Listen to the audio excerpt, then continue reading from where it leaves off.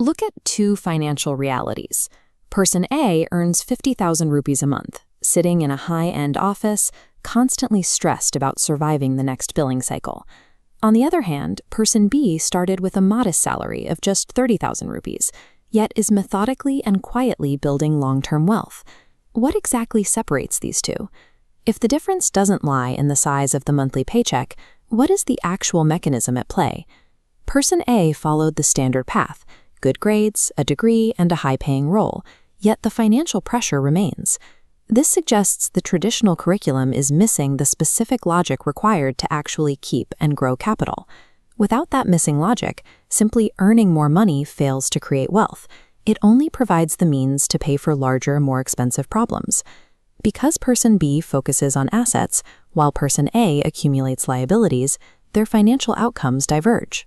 Wealth functions independently of the size of a paycheck, which makes the narrative of working for a high salary a dangerous trap if you haven't mastered the underlying system. Relying on a standard salary traps you in a rigid equation. You are trading a finite number of hours for a fixed amount of rupees. Because your time is capped, your earning potential is capped right alongside it. Breaking that equation requires skills that the market values: coding, direct sales, or artificial intelligence. These abilities separate the value of your work from the raw hours required to produce it. Let's assume you apply one of those skills. You successfully negotiate your value, and your monthly income jumps from 30,000 to 60,000. This chart shows the trap that usually follows: lifestyle creep. As your income bar shoots upward, the natural tendency is to upgrade your standard of living. Your expenses stretch up to match that new height, leaving you with the same zero margin gap. This happens when people prioritize the appearance of wealth, purchasing depreciating status symbols to project success. Building actual wealth requires the discipline to prioritize savings and investments before any comfort spending. You can acquire all the high-income skills in the world, but if your internal habits are wired to instantly drain any new capital you generate, that extra income stays trapped in a cycle of consumption. A third trap catches high earners: the assumption that cash sitting still in a bank account is safe while they sleep. This diagram illustrates inflation. Over time, an invisible thief destroys the purchasing power of uninvested cash.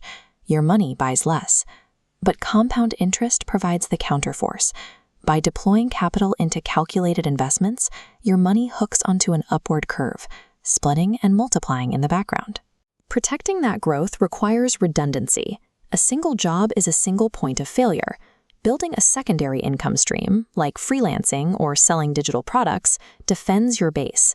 Just avoid starting 10 things at once. Pick one and build it deliberately. As you seek out returns, impatience becomes your biggest vulnerability. Guarantees of doubling your money in a month or get-rich-quick schemes are specifically engineered to exploit people who want to skip the process. The actual blueprint for building wealth is repetitive and deliberately boring.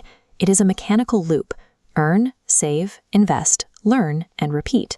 Over decades, this loop compounds. Real wealth is a process of multiplication, not a lottery ticket. Becoming wealthy is a lagging indicator of your daily habits. Your wealth begins the day your behavior changes, not the day your bank balance hits a specific milestone. That means executing specific micro-actions today, saving 500 rupees from your paycheck, dedicating time to learn a skill, cutting an ego-driven expense. When you string those actions together, success takes on a new definition. Capital becomes the tool used to buy back total, uncompromising control over your own time. When you cross out the word money and replace it with financial freedom, the entire target changes.